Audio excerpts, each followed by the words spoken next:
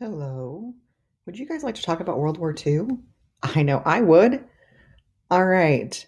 So let me hide that. We've got a crash course, which I'm going to have you guys review next week. I'm not obviously going to sit and watch a crash course with you during a middle of a lecture. That seems kind of pointless.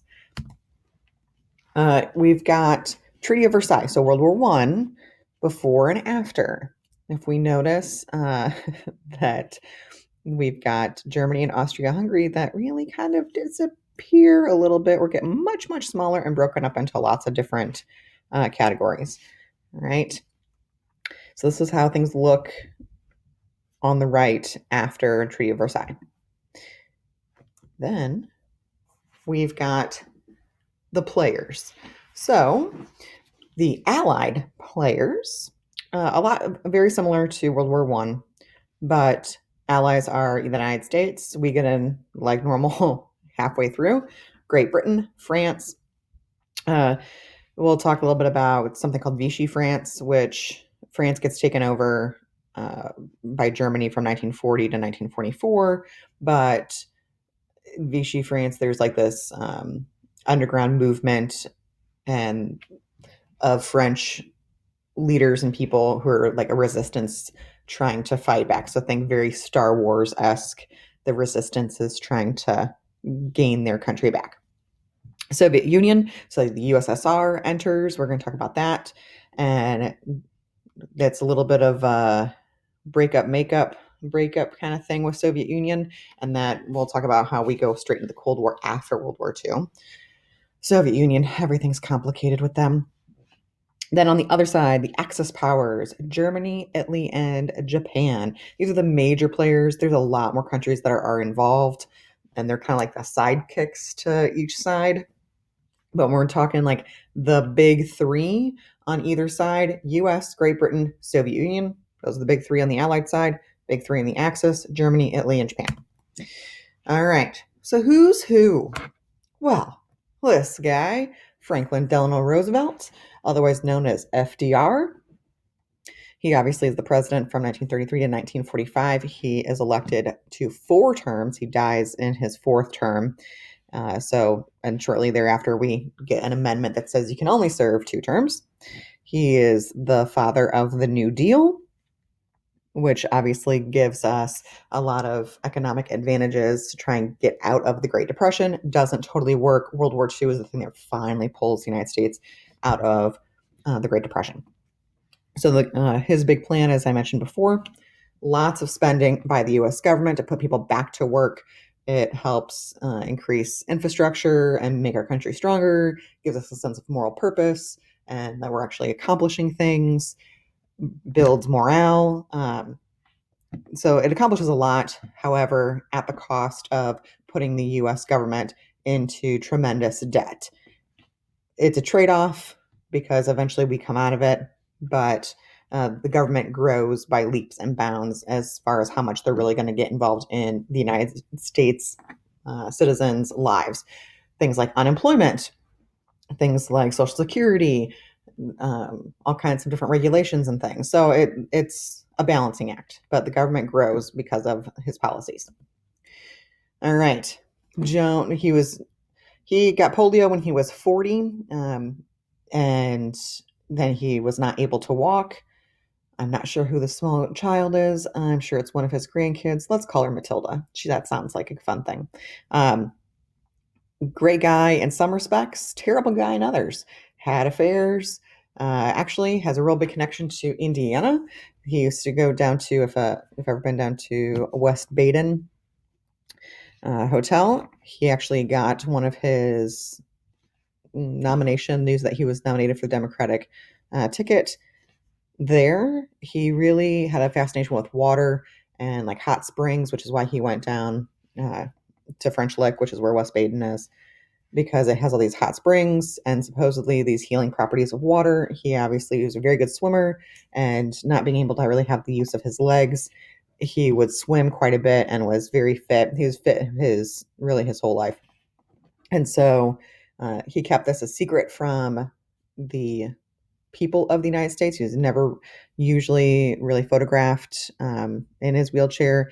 If you look at this wheelchair, it looks very narrow. That's by design. He wanted it to be kind of designed it himself actually, and took like a kitchen chair and put wheels on it so that it would be much more narrow so that it wouldn't take up a lot of space. He also had these braces that he would put on his legs, and they would lock his legs into place so it could seem like he could walk, but really he was using um, just like sheer will. And it's kind of like if you took, sticks and strapped them to your legs and you can't bend, it's like walking on stilts. So it's a very interesting, complicated guy. All right, Neville Chamberlain. Yeah, look at that. Nice stash. Very stiff upper lip, as the British like to say. He is the British Prime Minister. He has a policy of appeasement.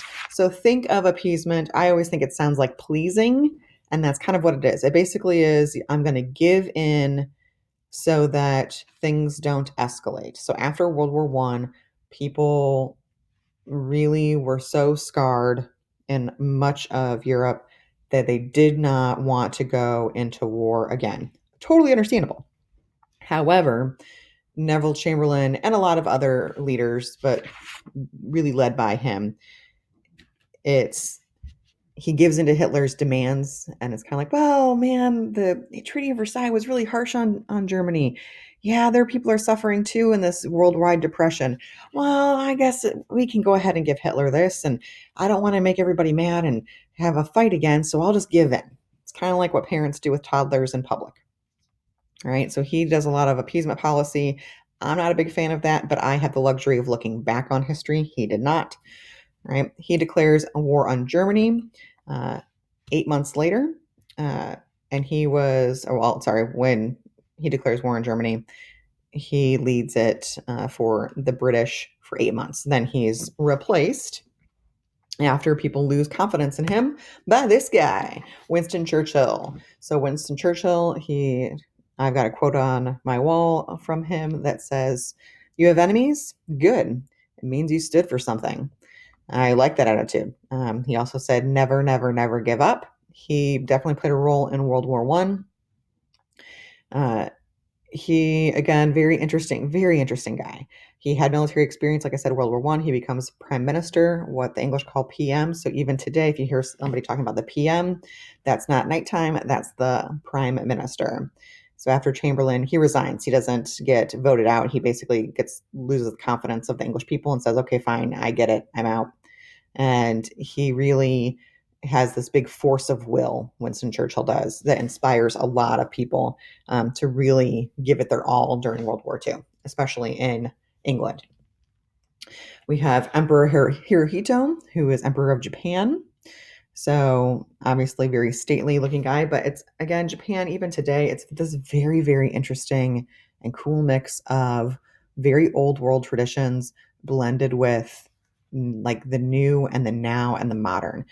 Japan is like the ultimate mashup as far as a country goes. And even today, when you look at their fashion or how the art that comes out of there, but it's still so steeped in tradition.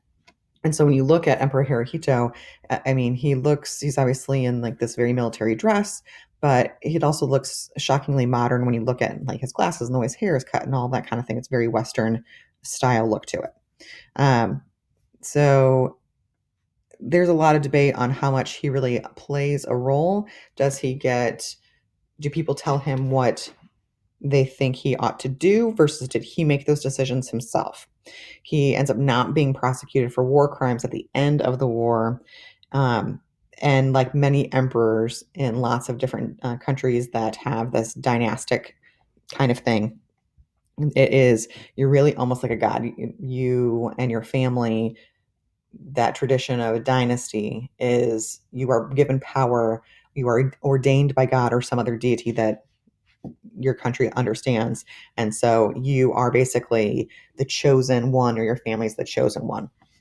So very, very respected and revered in Japan. All right. So along with that, if we look at where Japan is, which is right over here, we see that there's a lot more red. And Japan, it's their symbol, their flag. It's a white background with a red sun, and it's called the land of the rising sun.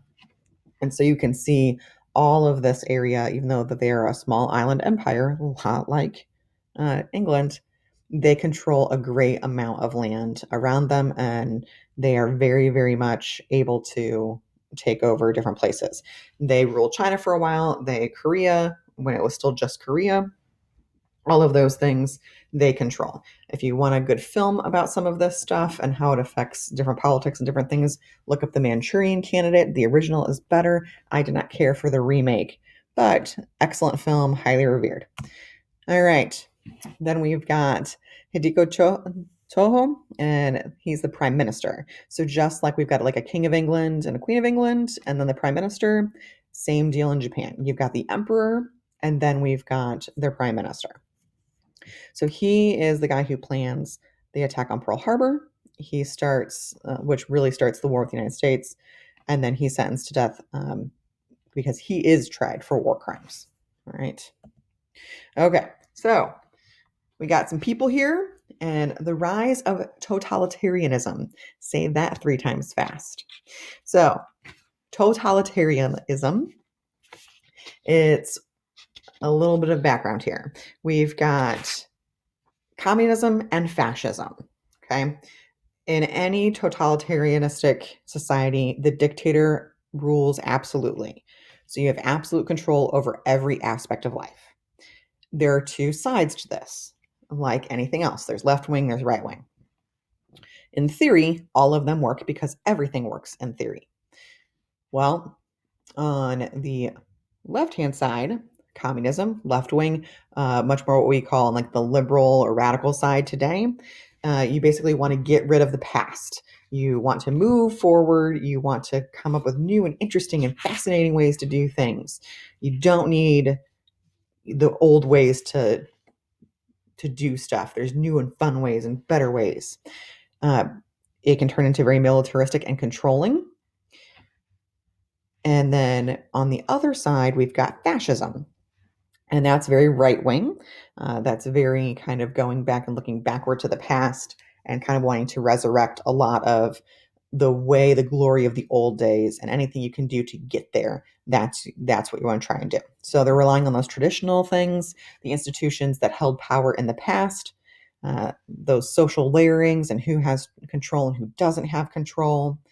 You're trying to get rid of this idea of individualism, and you're replacing it with like super pumped up nationalistic ideas where you just want to get rid of the me in favor of the we. So if you are a Star Trek fan, think of the Borg, where they destroy individual people or cultures and they assimilate you into one big clan or one big thing, and your whole goal is just to advance society's goal. Your say doesn't matter. It's what is best for everyone else. So this idea appeals a lot to people who are not happy with how things are altogether. So if we're all in it together and we all move forward, we're all going to get better. So that might be why I can give up some of my individual freedom. But in fascism, it's not some of your individual freedom. It turns into all of your individual freedom. So nationalism unites people, so you feel like you're doing something for a purpose. And usually it's let's win, let's win, let's win, let's win. Very, very ethnocentric, where your ethnicity or your country is awesome and everybody else sucks just because they're them and they're not you. So clearly you should win. Right? Just for the record, ethnocentrism usually tends to bad things. So both of these groups use the same tactic to keep power, and that's to control controlling total aspects of everybody's life. You have no freedom, you have no say. Everything's decided for you, and there are consequences for everything. So that's how that works. All right. So doing this stuff is Benito Mussolini, or El Duce is his nickname. So he is the first to kind of have this fascist government. World War I, After that happens, Italy, like a lot of countries, are demoralized, and so he doesn't have a whole lot of trouble getting a bunch of these different groups of people together and consolidating or getting them all to listen to him. These social tensions across all different kinds of groups. Everyone is freaked out by economic crisis because they were losing a ton of money after the war, and they're destroyed. We've got a group called the Black Shirts. Anytime you want to come up with like a terrorist kind of group, just throw black in front of something.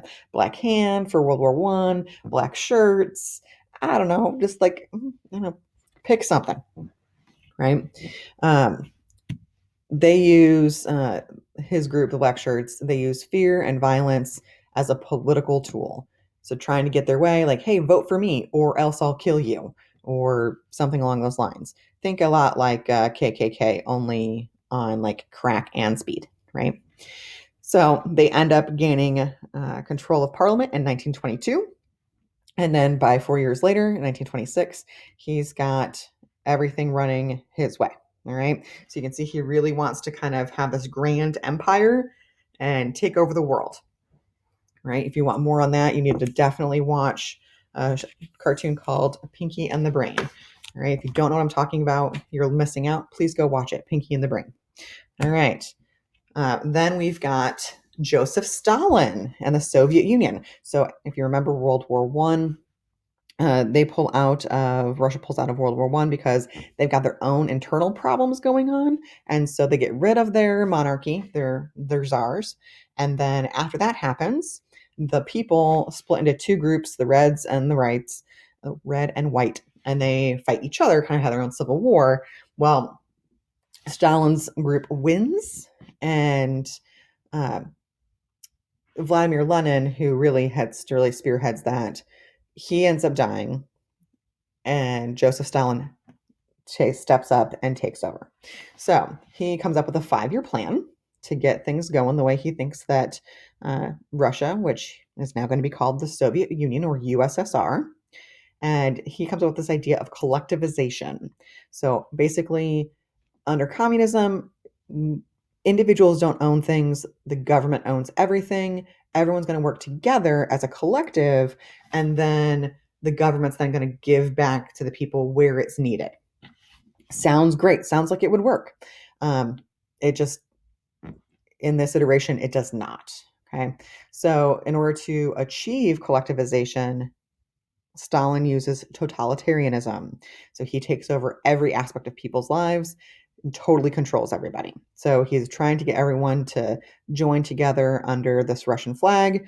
If you look at the flag, we've got the hammer and the sickle being representing agriculture, and the hammer representing working in manufacturing, and you put those two things together and you're going to get this great empire. So Stalin's got to kind of basically make people do this stuff, and he uses, scary tactics. So secret police, he has what we call show trials or false trials, where you have a trial, quote unquote, air quotes here. But so, yeah, you got your day in court, but really no one's actually listening to any evidence you put out there. Your fate is already sealed and you're done. Definitely would have hitmen and send out assassinations, creates lots of propaganda like what we've got over here, right? Stalin holding up this little baby, holding flowers and waving the flag. Isn't that sweet? He looks so nice, right? He uses all these tactics to what is called the Great Purge to get rid of basically anybody who opposes him, right? Yeah, that seems sweet.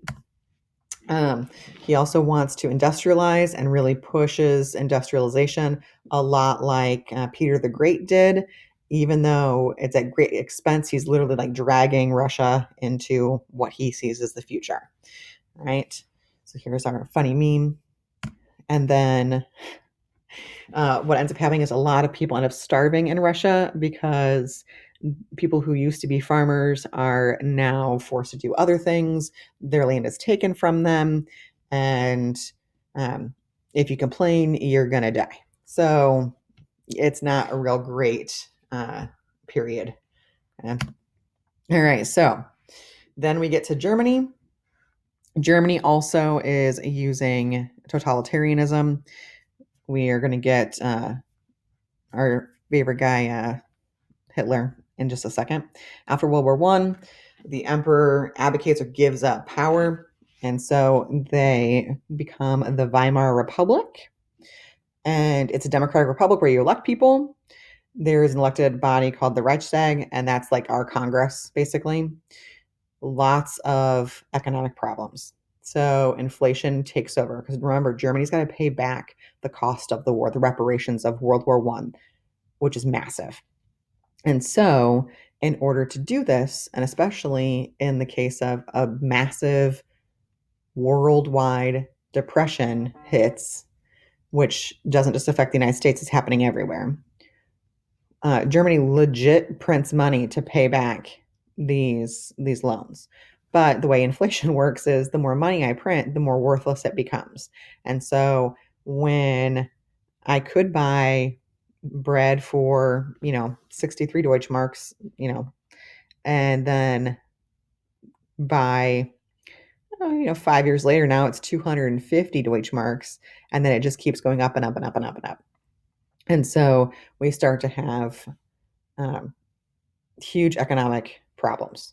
A lot of Germans, the biggest part of the Treaty of Versailles that they really hated was the war guilt clause. They did not think that they started World War One, and they really resented being blamed for it. And so that really amps people up and makes them very angry. And you've got a lot of very angry, especially young men who had fought in World War One, who feel like they are being literally blamed for things. They can't get jobs. They want to work. They can't. And so it just creates this really toxic stew in Germany. And so terms that we're talking about, they're forced to give up a lot of things, all of Germany's colonies. They go to different places. So we've got the Rhineland here, which is the demilitarized zone. They're not allowed to have any kind of military, and that's a lot of manufacturing. So a lot of these governmental policies that are put in place to basically strip Germany down so they can't be really aggressive again, but that also takes a lot of jobs away from Germans. So that further causes problems. All right, so Hitler, he writes Mein Kampf when he's in jail, and which means my struggle, and his party, which is the National Socialist Party, the Nazis. Basically, he wants to ignore the Treaty of Versailles. He gets a lot of support with people because, again, lots of people feel like how he does. He fought in World War One. He thinks that Germany should have much more power, should not be blamed, wants to restore it to the good old days, right? And so he wants to take back this stuff. So what we call living space, all these Germans need to expand and have all this room to grow. And he wants to take back parts of the Ukraine and Poland that used to belong to Germany. And he wants to get rid of the Jewish community because he blames them as a group for a lot of the things that happen. He points to Jewish families and says, see, look, they're doing okay while regular Germans are suffering. In reality, Jews suffered economically in every other way just as much as any other German did in Germany. Sure, there are some groups of people who are doing okay, but it's more of an individualized thing versus like all Jews. It's like, hey, the Smith family's doing all right versus everybody who's Jewish. Okay. All right. So Third Reich, 1920s, Hitler is elected into this governing body. He then gets appointed to be chancellor. So he's taking over like legit ways. He's doing everything by the book. He then rewrites some of the laws and ends the Weimar Republic, and he renames it the Third Reich. So the Vorher, the guide, but this is where we start getting like Heil Hitler and all that kind of stuff, right? So he's the Führer. You are basically going to, under the Third Reich, you're going to be educated to whatever Hitler wants you to know. First thing Hitler does is fires and or kills a bunch of teachers and gets rid of textbooks and writes his own, right? Lots of dictators do that. There's a reason education really is information is power. He controls what people are allowed to know about science, culture, industry. He says women are inferior. He starts this nationalist propaganda again that Germany is the best out of everybody and really puts it out there, right? So we've got one of his posters, right? Our Last Hope, Hitler. So we've got really like sad looking people who just want a better life, but Hitler's the way to get those things and to end your suffering. So Life in Hitler's Germany. You guys can watch this video on your own. But basically, he wants to try and get out of the Great Depression. Interestingly, he does a lot of the same things that FDR does. He starts these public works projects like the Autobahn is created. He creates, he revs up industry. Volkswagen. So we were producing different kinds of vehicles. This gives people jobs. And so they feel like they are doing something because they are. And that gives them a sense of pride. And they're thankful for that, which is totally understandable. Again, a lot of the same parallels here in the United States. The interesting thing about parallel between how the United States views Hitler, Walt Disney and the Disney Company is actually struggling after World War One, and they are contracted to make a lot of propaganda for the United States, and that helps bring out Walt Disney. They get to be more successful because they are actually helping the U.S. government. So you can watch that. It's pretty interesting. So Hitler gives this triumph of the will speech that basically says we need to get rid of all the people in our country who are bringing us down, and then we'll be stronger for it, right? We're not going to do this because we're not in class. But I'm going to basically stop right here and be done for today.